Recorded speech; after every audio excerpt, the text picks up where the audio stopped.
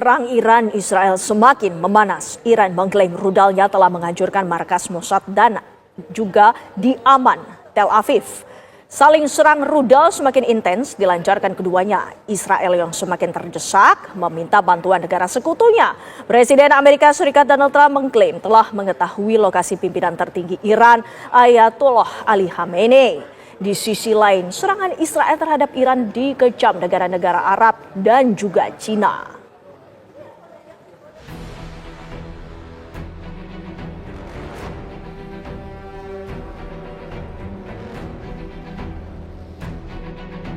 Memasuki pekan kedua, saling balas serangan Israel-Iran kian memanas. Rudal terlihat melesat di langit malam di wilayah tepi barat saat Iran dan Israel saling meluncurkan serangan. Militer Israel melaporkan 2 gelombang serangan rudal Iran menghantam Israel dalam 2 jam pertama disertai ledakan di Tel Aviv. Bahkan serangan Iran diklaim menghantam jantung pertahanan markas Mossad dan Aman di Tel Aviv. Israel semakin terdesak dan meminta bantuan kepada negara-negara sekutunya. Di tengah memanasnya konflik Israel-Iran, Amerika Serikat kirim 3 jet tempur ke Timur Tengah. Amerika Serikat meningkatkan militernya dengan mengirim 3 tambahan jet tempur yakni F-16, F-22, dan F-35. Israel dikabarkan menggempur ladang gas South Pars milik Iran dan Qatar, serta depot minyak Shahran di Iran. Sementara itu, Presiden Amerika Serikat Donald Trump kembali melontarkan ancaman kepada pemimpin tertinggi Iran, Ayatollah Ali Khamenei.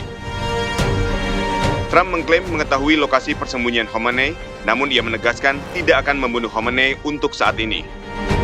Trump meminta Iran menyerah tanpa syarat dan mengimbau penduduk Iran di Teheran untuk dievakuasi. Trump isyaratkan Amerika Serikat siap gunakan bom penghancur bunker. Bom ini dapat diluncurkan dari pesawat B-2 dan dipercaya sebagai satu-satunya senjata yang mampu menembus Fordo. Sejak 13 Juni, Israel telah melancarkan perang udara terbesarnya ke Iran dengan menuduh Iran tengah mengembangkan senjata nuklirnya. 21 negara Arab dan Islam mengutuk serangan udara Israel ke Iran. Mereka mengatakan serangan tersebut sebagai pelanggaran piagam perdamaian PBB dan ancaman bagi stabilitas kawasan Timur Tengah. Negara-negara seperti Arab Saudi, Mesir, Qatar, Uni Emirat Arab, dan Turki mendorong jalur diplomatik dan penghormatan kedaulatan negara untuk menyelesaikan konflik kedua negara. Raja Yordania Abdullah II menegaskan, Yordania tidak akan menjadi medan perang. Dewan Uni Eropa juga menyerukan agar Iran dan Israel menahan diri. Senada dengan negara-negara Arab, Presiden Cina Xi Jinping mengutuk serangan Israel. Akankah serangan Iran-Israel akan memicu Perang Dunia Ketiga? Tim TV One mengabarkan.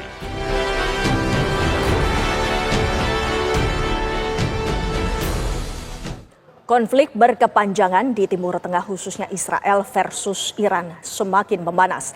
Perseteruan ini bukan semata perang regional namun sudah menyeret negara lainnya. Israel semakin terpojok dan kini menyeret negara lain untuk membantunya.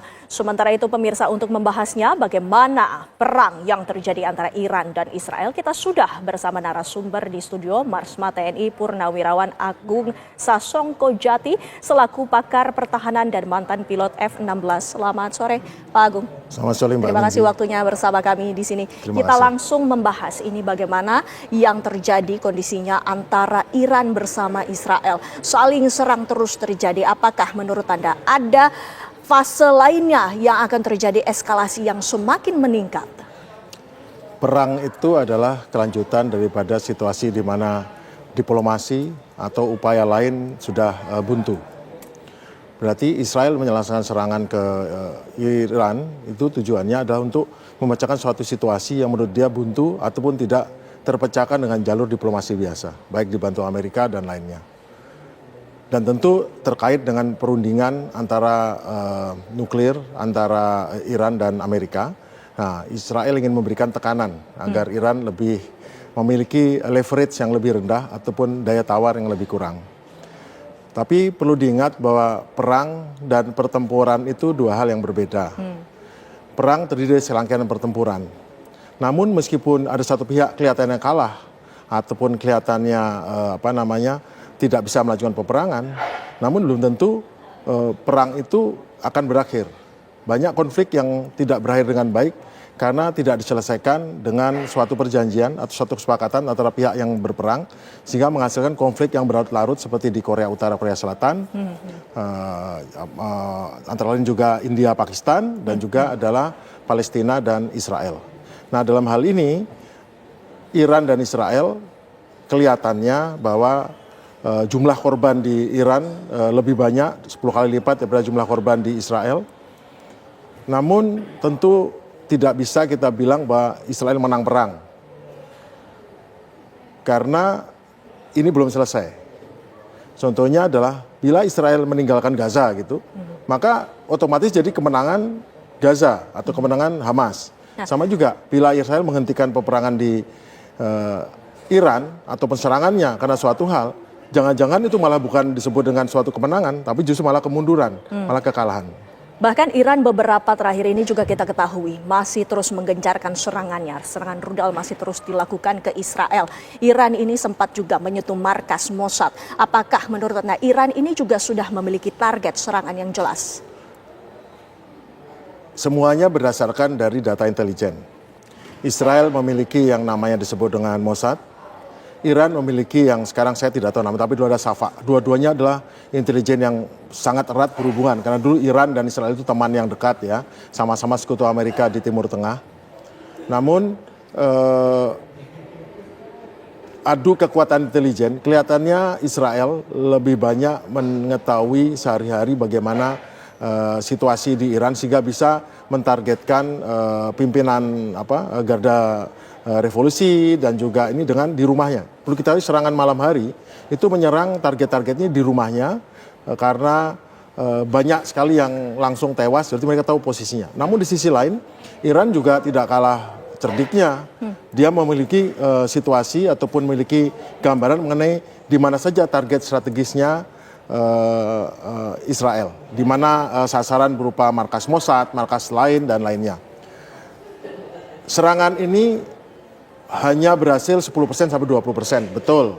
Dari 390 rudal ditembakkan, yang masuk hanya sekitar 40.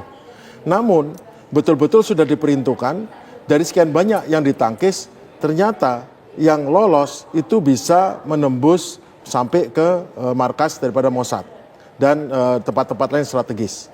Ini sudah menimbulkan kerugian besar karena kehancuran 10% Israel dibandingkan 100% di Iran itu belum tentu itu diklaim jadi kemenangan. Karena kemenangan di era media sosial sekarang itu ditentukan oleh opini juga. Jadi itu yang perlu kita perhatikan. Berbicara tentang media sosial, Donald Trump juga telah mencuit di X bahwa menyarankan agar Iran menyerah unconditionally. Nah ini jika Anda melihat apakah Amerika Serikat akan turun tangan untuk membantu Israel? Jika ini artinya akan membantu, apakah ini akan menjadi serangan ataupun kekhawatiran adanya serangan kepada Iran? Harga yang dibayar Amerika untuk terlibat langsung adalah mahal sekali. Dan Trump adalah seorang pedagang yang selalu mengkalkulasi. Dia menarik pasukan yang terlibat di banyak negara, dia menghentikan daripada agen-agen atau badan-badan yang digunakan Amerika untuk melaksanakan hal-hal untuk mempengaruhi negara lain, itu berarti bahwa betul-betul perhitungan ini apakah betul-betul untuk kepentingan Amerika saat ini atau tidak. Dan tentu saja juga dia akan dihitung. Kalau membantu Israel, apakah itu akan menguntungkan Amerika atau tidak?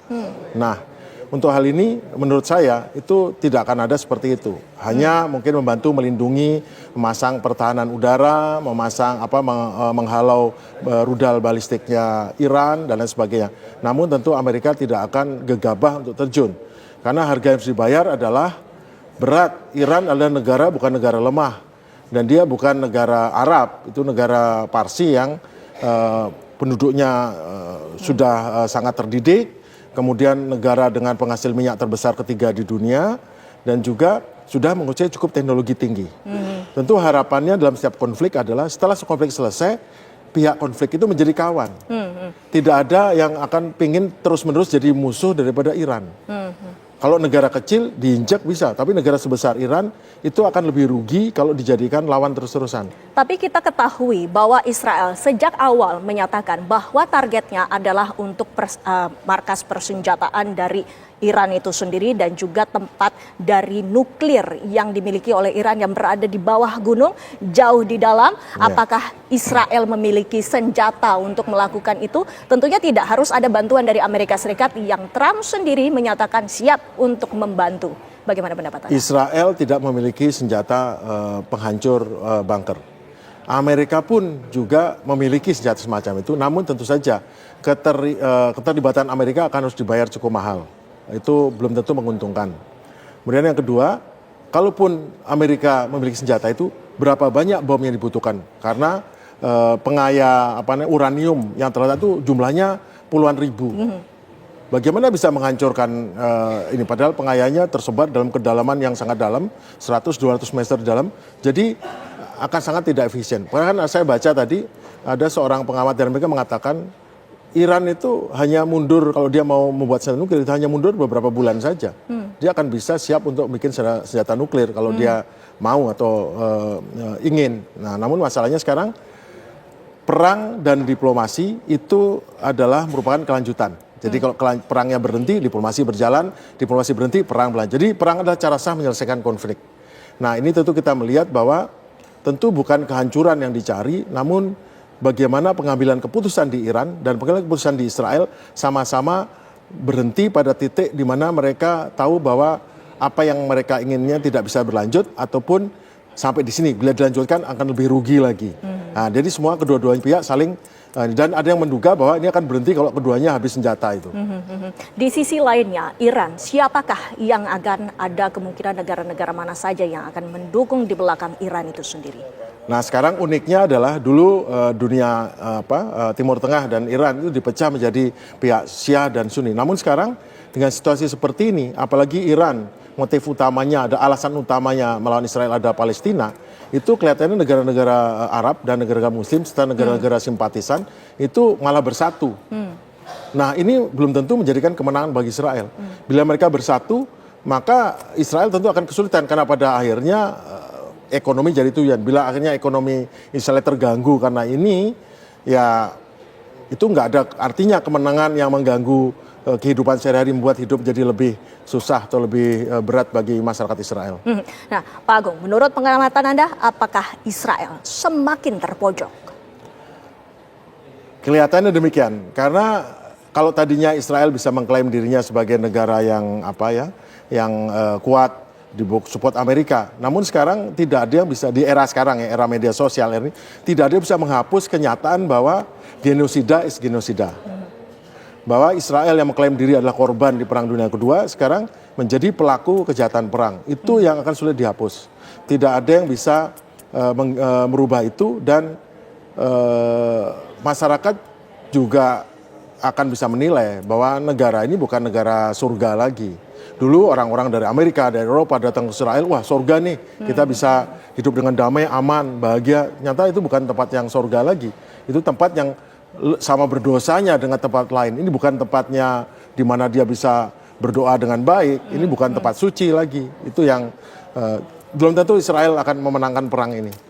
Memang bisa beberapa pertempuran dia bisa kelihatan menang, tapi dalam the end of the day belum tentu dia menangkan perang. Karena perang kan tidak hanya pada satu sisi militer, namun perang politik, perang diplomasi, perang ekonomi, dan lain sebagainya. Dengan adanya perang politik, perang ekonomi, dan juga perang yang saat ini nyata adalah perang saling adu rudal, apakah kemungkinan ada perang dunia ketiga?